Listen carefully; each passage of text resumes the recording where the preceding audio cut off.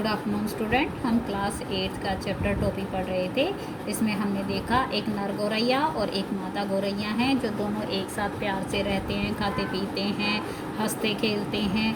एक दिन दोनों में कपड़े पर बातें होने लगी। जो माता गौरैया थी उसने बताया कि मुझे जो मनुष्य है कपड़े पहनते हैं वो बहुत सुंदर लगते हैं, लेकिन जो नर गौरैया था उसने कहा नहीं, कपड़े पहनने के बाद तो हमारी जो वास्तविक खूबसूरती है वो ख़त्म हो जाती है। लेकिन मादा गौरैया जिद्दी थी, उसने कहा मुझे तो टोपी पहननी है, टोपी पहने हुए इंसान कितना खूबसूरत लगता है। अब वो जिद्दी थी तो अब वो गौरैया कुछ नहीं कर सकता था। अगले दिन जब वो घूरे पे गए तो उन्हें टोपी के लिए एक रुई का टुकड़ा मिल गया, तो गौरैया बड़ी खुश हुई।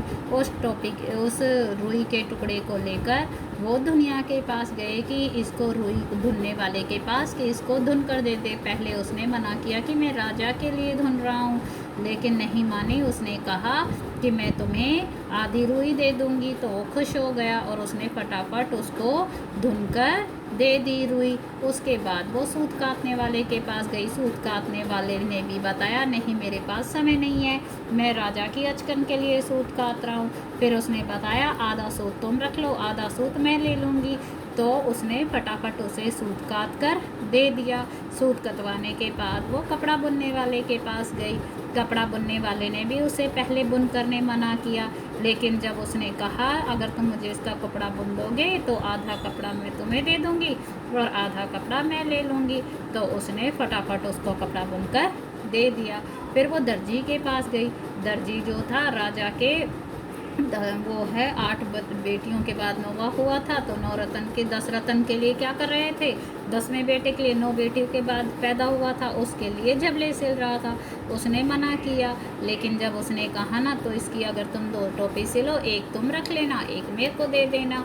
तो अब कपड़े बुनने वाले वो टोपी सिलने वाले ने फटाफट 2 टोपियाँ बना दी और एक टोपी उसको दी। और लेकिन उसको देने से पहले उसने क्या किया, उसके ऊपर 5 फुंदने लगा दिए। उसके बाद जब उसने टोपी पहनी तो उसने देखा वो बहुत खूबसूरत लग रही है, वो बड़ी खुश हो गई। अब उसने अपने दिल में सोचा क्यों ना मैं कहाँ जाऊँ, इस मुल्क के राजा को देखूँ जिसके लिए सारे लोग काम करते रहते हैं। तो वो खुश होकर राजा के वहाँ पहुँच जाती है और उसके कंगूरे यानी शिखर पर बैठ जाती है। तो वहाँ पे क्या होता है, जो नौकर होते हैं राजा की चंपी कर रहे हैं, एक खुशबूदार तेल से उसके सर पे चंपी कर रहा था, कोई उसकी उंगलियों को खींच रहा था, कोई उसकी कमर पर मुक्के दे रहा था, कोई उसकी थकान निकाल रहा था। वहाँ पहुंचकर जो चिड़िया है राजा को क्या कहती है, अरे इस मुल्क के राजा देख, मेरे सर पे टोपी, तेरे सर पे तो टोपी भी नहीं है। अब वो जब ये बार बार बात कहती है तो राजा अपने नौकरों को कहता है जल्दी से मेरी टोपी लाओ और मेरे सर पे रखो। अब वो राजा अपनी टोपी सर पे रख लेता। उसके बाद कहती है अरे राजा तेरी टोपी में फुंदने नहीं, मेरी टोपी में तो फुंदने हैं। अब राजा ये देखता है तो उसको और गुस्सा आता। उसका मंत्री तो मना करता उसे कि रहने दो, ये एक छोटी चिड़िया है, चली जाएगी। लेकिन राजा अपने नौकरों कहता है, सिपाहियों कहता है नहीं, एक काम करो, इस जो चिड़िया की गर्दन मरोड़ दो। मंत्री के मना करने पर वो क्या कहता है कि चलो ठीक है, इसकी टोपी उतार कर ले आओ, मैं इसकी टोपी को अपने पैरों से मस लूँगा। अब सिपाही क्या करते हैं, गुलेल से चिड़िया पर मारते हैं तो उसकी टोपी नीचे गिर जाती है और वो लाकर राजा को दे देते हैं। अब जब राजा जो है उस टोपी को अपने पैर से मसलने ही वाला होता है कि उसकी खूबसूरती देखकर तो आश्चर्यचकित रह जाता है कि किस कारीगर या निर्माता ने इस अजीब नमूने को देखकर तो वो स्तंभ रह गया। अब आगे देखिए वो क्या सोचता है, मेरे राज में मेरे सिवा इतनी खूबसूरत टोपी दूसरे के पास कैसे पहुंची। उसने उस टोपी को उलट पलट करके ऊपर नीचे करके देखा, इतना नगीना टोपी इस मुल्क में बनाई किसने, नगीना यानी इतनी सुंदर टोपी इस मुल्क में, इस राज में किसने बनाई। राजा के मन में ये ख्याल आया, विचार आया, अब तो उस हुनरमंद कारीगर को खोज करनी ही होगी। कारीगर यानी निर्माता, हुनरमंद यानी गुणी। उस गुणी जो है निर्माता इस टोपी बनाने वाले को ढूंढ कर लाओ। राजा चाहे और उसका पता ना चले, ऐसा तो हो ही नहीं सकता। गिरते पड़ते बेचारा दर्जी हाजिर हुआ, हाजिर यानी उपस्थित हुआ। दुहाई अंदाता, माफ़ी मालिक माफ़ी, इतनी बढ़िया टोपी तुमने कभी हमारे लिए क्यों नहीं बनाई। मेघों की गड़गड़ाहट की मानिंद राजा की आवाज़ निकली। अब राजा जैसे बादल गरजते हैं वैसे चिल्ला कर बोला, अरे तुमने इतनी बढ़िया टोपी हमारे लिए कभी क्यों नहीं बनाई। दुहाई अंदाता, वो दुबारी कहता है माफ़ी मालिक, हमें दुहाई नहीं, वजह बताओ। वो कहता है हमें माफ़ी नहीं चाहिए, हमें इसके वजह बताओ। अब वो क्या कहता है, कपड़ा बहुत उम्दा था सरकार, एकदम गफस और तमीज़। कहता है महाराज मैं क्या करूं, जो कपड़ा था बड़ा घना बना हुआ और मजबूत बना हुआ था। घना मतलब घना बना हुआ और गवीज मतलब बहुत मजबूत। वो कहता है बहुत अच्छा। तो वो कहता है महाराज सरकार कपड़ा बहुत ही अच्छा और बहुत ही घना और बहुत ही मजबूत था, ऐसा उम्दा कपड़ा किसने बुना।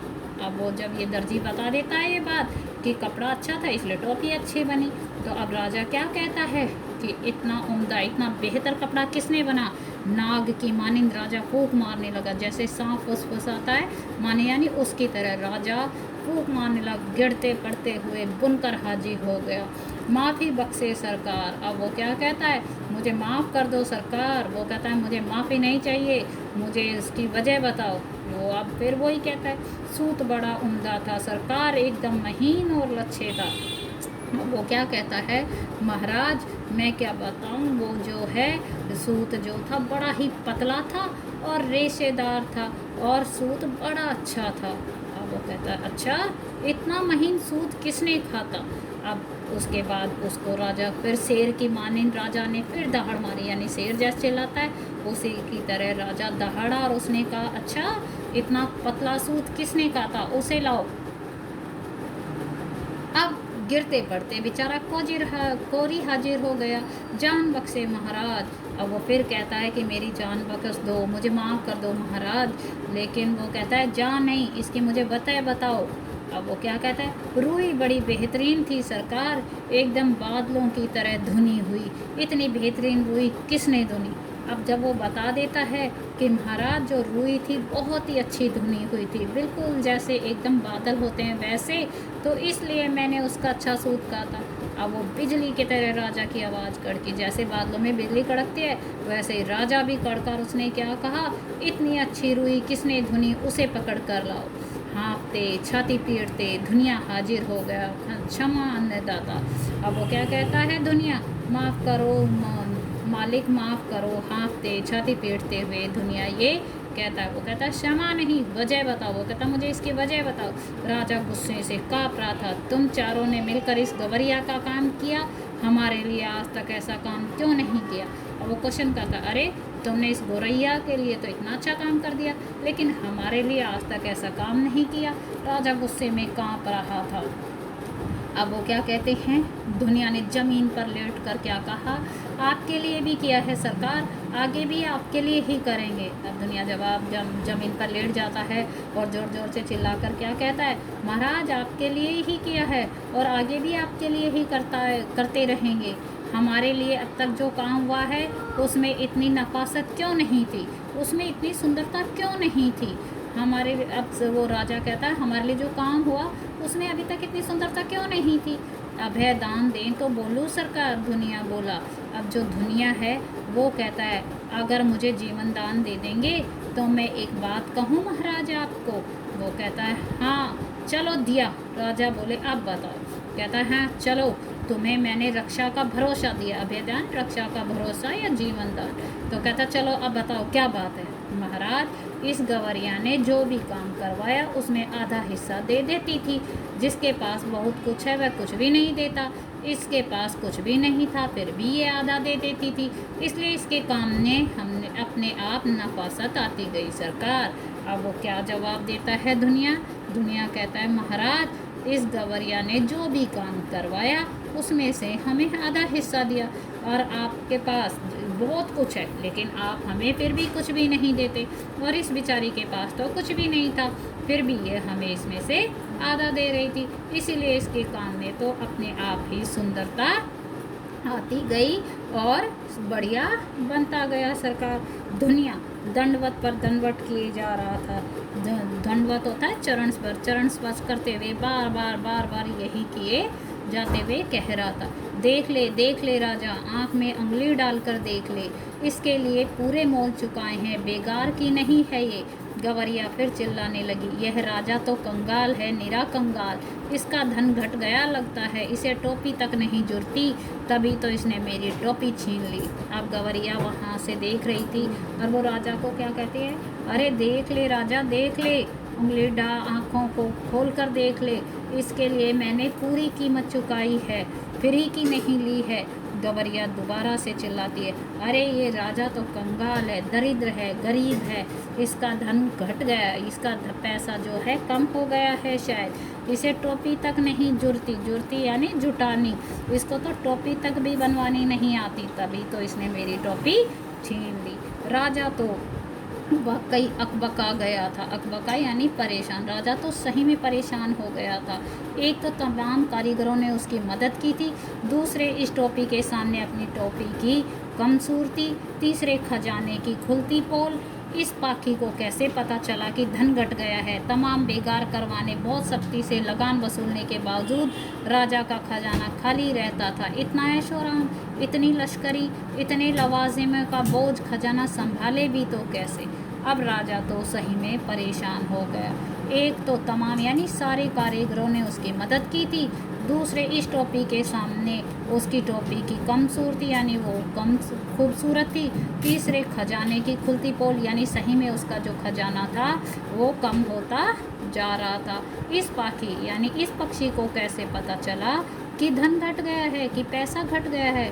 तमाम बेगार, सारे बेगार यानी फ्री काम करवाने के बाद भी और बहुत सख्ती से लगान वसूलने के बाद भी राजा का जो था खजाना खाली ही रहता था। इतना ऐशो आराम, इतनी लश्करी यानी सेना, इतनी सेना, इतना ऐशो आराम, इतने लवाजिमे, यात्रा आदि के साथ रहने वाला सामान, ये लवाजिमे होता है यात्रा आदि के साथ रहने वाला सामान का बोझ खजाना संभाले भी तो कैसे।